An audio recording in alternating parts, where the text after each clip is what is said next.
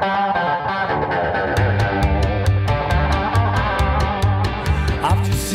guys, how are you doing? Happy Sunday. Hope you're having a great week so far. It's raining here in Connecticut.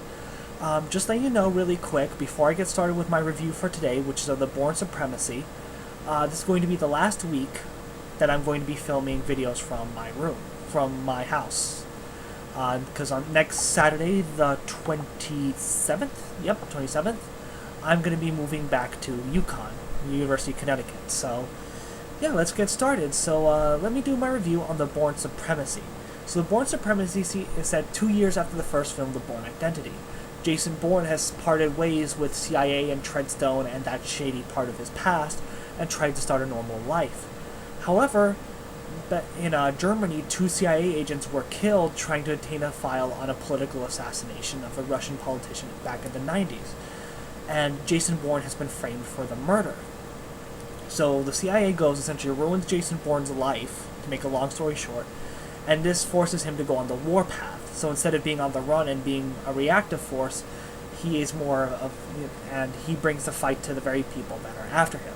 So what's really great about the Bourne Supremacy is that it takes what made the first film absolutely great, so all the good stuff that I said before, and just improves upon it greatly. You know, the action is great, the suspense, the drama, the acting, everything about the Bourne Supremacy is really effing good, and it improves upon it completely.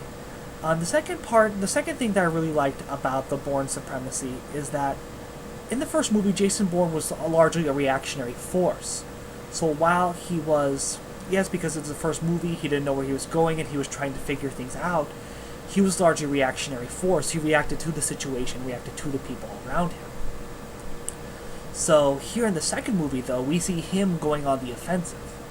Yes, he reacts to something, but once he does, he goes on the warpath and becoming an offensive force, and here we really see what Jason Bourne is truly capable of, not in terms of sheer physical force, but of a highly mental intellect. So, just saying, this movie is also a little bit more personal.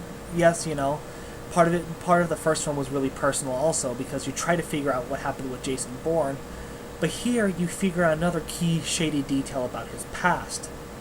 So this movie has a little bit more of a personal feel, and we see a much more vulnerable performance of Jason Bourne given by Matt Damon.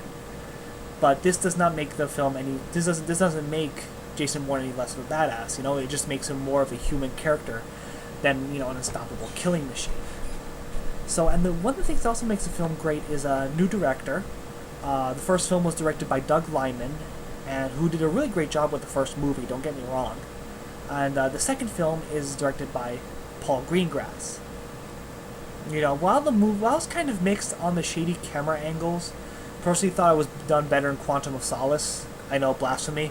But they still use it effectively here in this movie to kind of capture the brutality and the viciousness of the fights and the action sequences.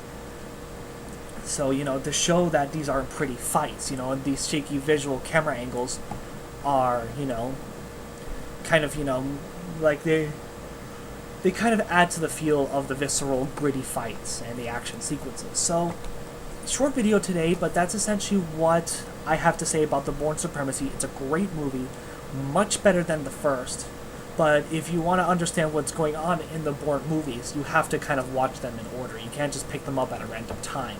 So watch the Bourne Identity, watch the Bourne Supremacy, and eventually, soon, I'm going to do my review of the Bourne Ultimatum.